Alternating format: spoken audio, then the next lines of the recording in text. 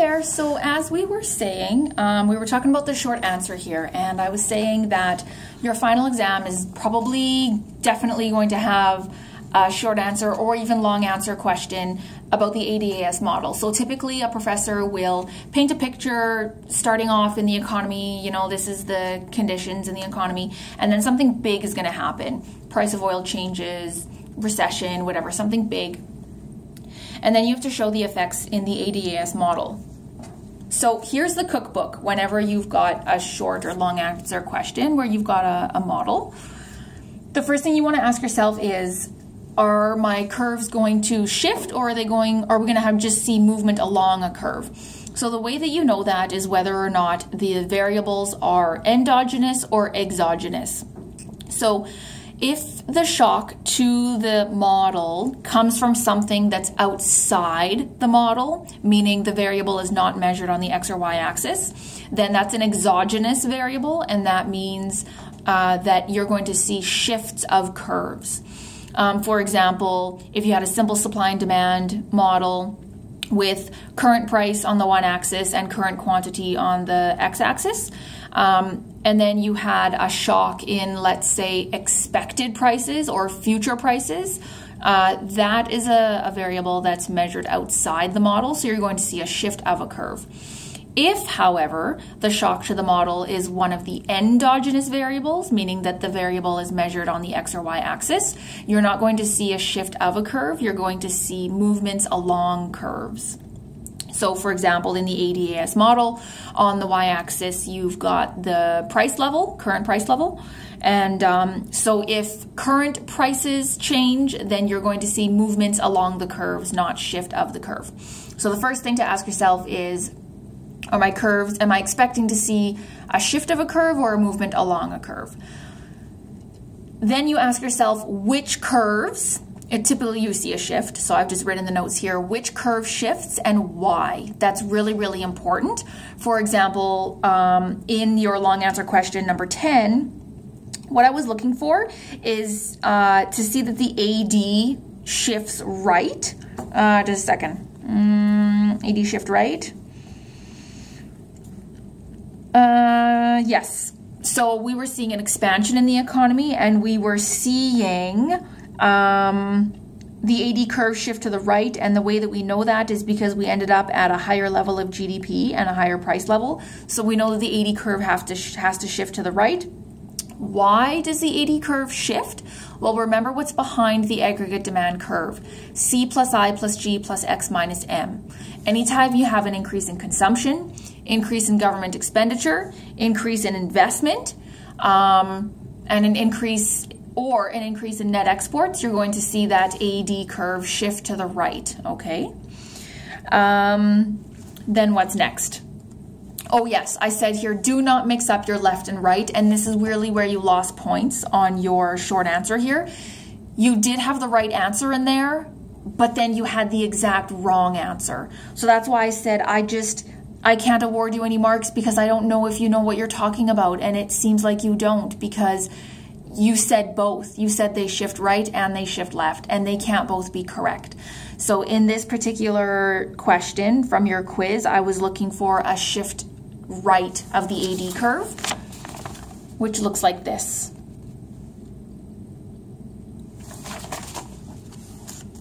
Okay, then professors like to see you summarize the changes in the economy by checking what I call the vital signs of the economy.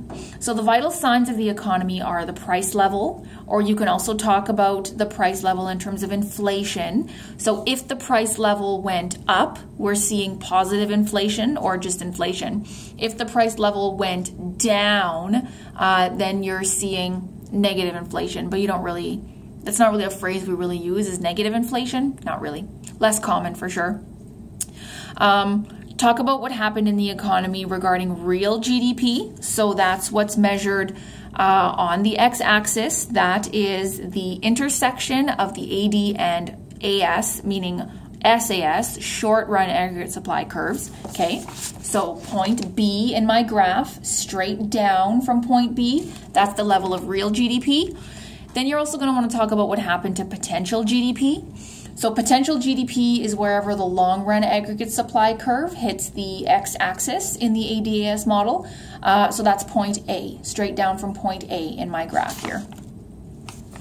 And then lastly, you're going to want to talk about unemployment in the economy. What happened to unemployment? Did we see it go up or go down? So that is how to do a short answer question with an ADAS graph, okay?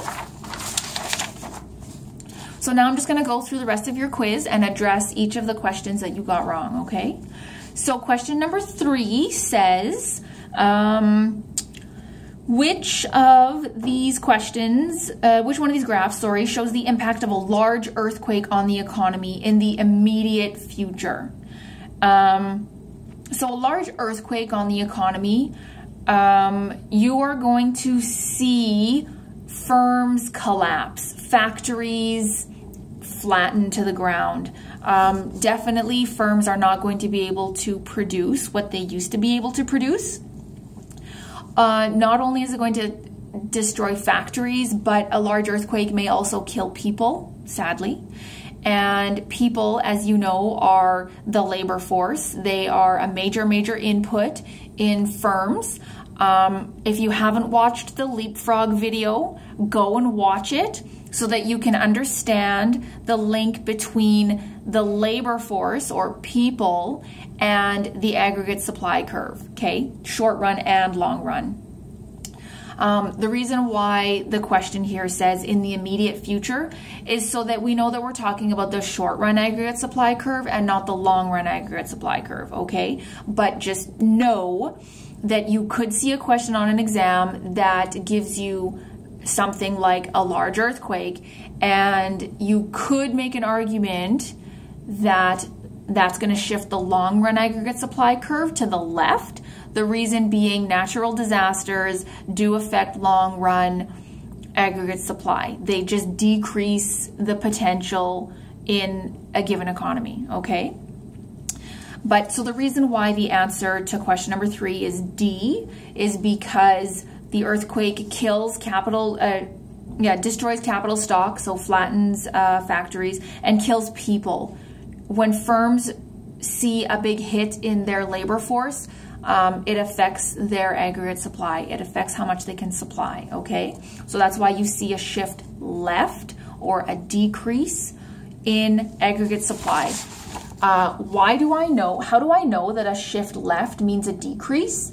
Because if you look at the variable that is measured on the left and right axis, or the x-axis in the model, it's quantity of GDP. As you go left on the x-axis, you get closer to 0, which means you're decreasing. Conversely, a shift right horizontally would be an increase in real GDP. Question 4, which graph illustrates what happens when the quantity of money increases?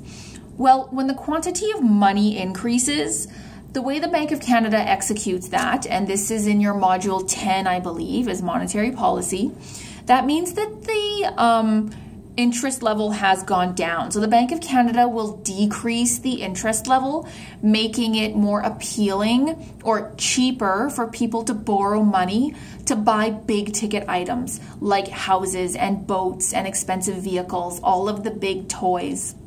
So really big spending. That is, that's the C in your C plus I plus G plus X minus M, right? On the firm side, it's also true. Firms will look to expand their factories. They have to borrow money to do that. They have to pay the interest rate to borrow money.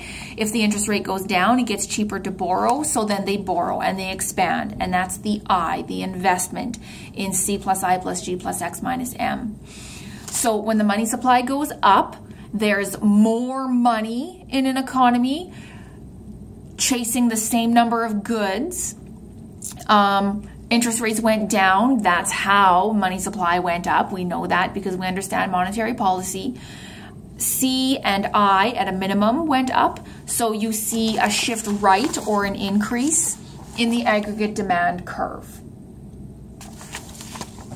And I'm just going to draw that chain for you. So interest rate goes down. Money supply goes up. Increase in I. increase in C, whoopsies, and all those things make the aggregate demand curve shift to the right. So here's the chain that you want to follow. Just pause the video if I didn't hold that up long enough. Okay, I just need to be mindful. I need to go in about 5 minutes here to go to my class. Question 5, why is productivity growth considered to be the most important factor in the ADAS model? So the answer is it shifts the AS curve in the long term. That's code for long run aggregate supply curve, okay? So I want you to think back and maybe go look back at the beginning of the course when you had a production possibilities frontier, and we would be measuring, let's say, any given country's capacity to produce either wine or cheese, you know, comparing two goods. The position of the long run aggregate supply curve is represented by the production possibilities frontier. If your long run aggregate supply curve shifts to the right, you essentially see an expansion in your production possibilities frontier, your PPF, which makes it makes the margin, it increases the margin of feasibility. So suddenly an economy can just do so much more. Question 7, all else equal, an increase in the expected inflation rate, and the answer is shifts the aggregate demand curve rightward. Now remember how I said that on the ADAS graph, on the y-axis, you've got price level, which you can also talk about as inflation. That's current price level, that's current inflation. In this question, we have expected inflation, which is a variable that's exogenous to the model. So we're expecting to see a shift of a curve, okay? Inflation now is not the same as expected inflation. If you expect inflation to go up, that means you expect prices to go up, which means if you're planning on buying something, buy it now because you expect the price to go up later. You don't want to pay those higher prices. That's why you buy the stuff now. That's why consumption goes up now, which is the C behind the AD curve. So aggregate demand is going to shift rightward. Question 9. Which of the following is true when real GDP is equal to potential GDP? Well, remember in my graph earlier, I said that real GDP is where the AD and AS curves cross, so at point B in my graph, but potential GDP is at point A. So the question now is asking what is true when essentially point A and B are actually at the same point. So you've got like that star pattern, all the curves are crossing in the middle. That would mean that unemployment is equal to the natural rate. So in this graph, we actually have real unemployment lower than the natural rate. The natural rate of unemployment is wherever your long run potential is. If you're in an inflationary gap, like in this graph, you have a really hot economy, and so you have more jobs. And so you have fewer people out of jobs. That's why you have lower unemployment, okay? Higher employment, lower unemployment, same thing. If, however, the long run and the potential are the same point, then your real unemployment is at the same point as your natural unemployment. And question 10 we talked about. Question 13.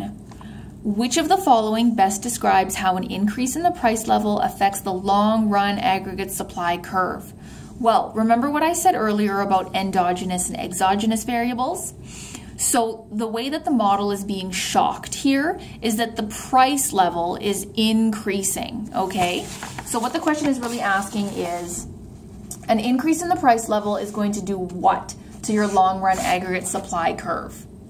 Well, remember, the price level is actually measured in the model. It's an endogenous variable, which means I don't expect to see a shift of a curve. I expect to see a movement along a curve, but I don't expect the long run aggregate long run aggregate supply curve to shift, okay? So let's go through answers A to D and see which one sounds like a shift of the long run aggregate supply curve or not. So A, the higher price level leads to higher wage rates, which means more labor supply and higher production supplied. Higher production supplied means a shift rightward of the long run aggregate supply curve. So probably not that one. The higher price level with fixed wages means a lower real wage rate and firms hire more labor leading to more production supplied. Again, more production supplied, that's a shift rightward of the long run aggregate supply curve. The higher price leads to higher wages so that the real wage rate is unchanged. As a result, there is no change in labor hired or production. That sounds more like it. That sounds like no change in labor hired or production, so no shift of the long run aggregate supply curve, and that actually is the answer. If you don't understand the difference between real wage rates and nominal wage rates and how price levels are all wrapped up in that, go watch the leapfrog video, okay? It's only 10 minutes. This is now the second question in your quiz that I say is linked to the leapfrog video, so go watch the leapfrog video. And lastly, the higher price level leads to lower demand by customers, which in turn translates into lower production supplied. Here, it's actually potentially shifting the aggregate demand curve as well is what the answer is hinting at. So we're hinting at shifting two different curves, so it's doubly wrong. Wrong, wrong, wrong. We're looking at an answer of just being a movement along the long run aggregate supply curve. So no shift of the long run aggregate supply curve, which is C. The answer to question 13 is C.